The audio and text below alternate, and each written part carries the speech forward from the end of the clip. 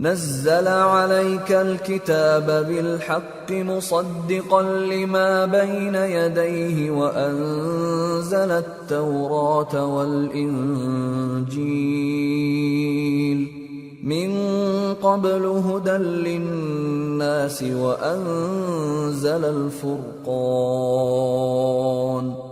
إن الذين كفروا بآيات الله لهم عذاب شديد والله عزيز ذو انتقام۔